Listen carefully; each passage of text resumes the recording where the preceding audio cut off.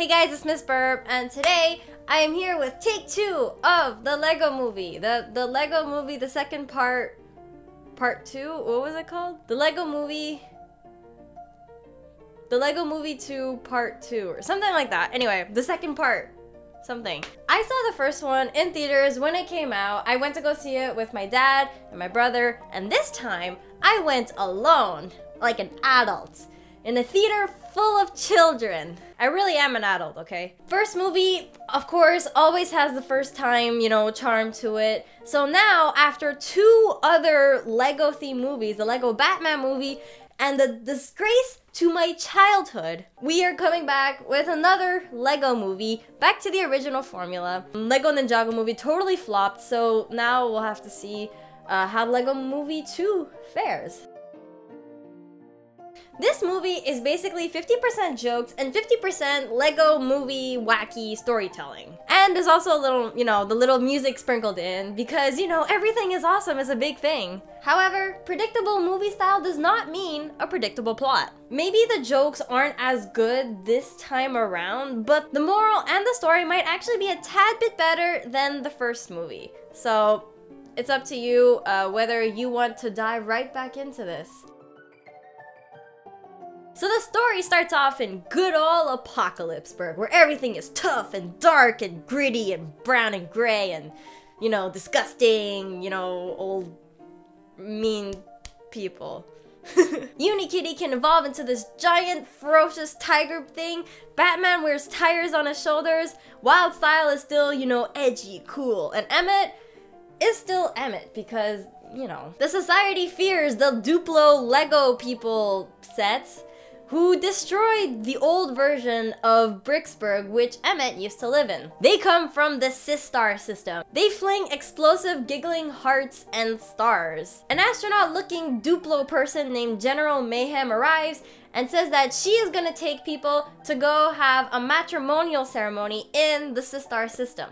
Of course, Wildstyle and all the friends, except for Emmett, are taken. So it's up to Emmett to go after them, and with the help of Rex, a guy he meets on the way, he's gonna save them. Because of course he is. While I was trying to wrap my head around this movie and okay, what do I think about this? I was just there sitting there and I was like, what am I gonna say about this? I'm just sitting there through the first half and I might have even given up on writing the review because I was just there I don't know what I'm gonna say. And then the ending comes in and it was better than the first half. The first half felt a lot more just Lego movie-ness. The second part felt, it felt like a genuine story. A better genuine story than the one in the first movie. When it came down to this cliche traditional thing that they were gonna say, they didn't do it, and I was the emotion that was in that, and it was good. It was good. At least for me, it made me, it was good. I thought it was good, okay? The message of the first movie was more generic. This one, it's still generic at its core. It felt more special. This is all my opinion, okay? But to me, it felt better. It felt more special.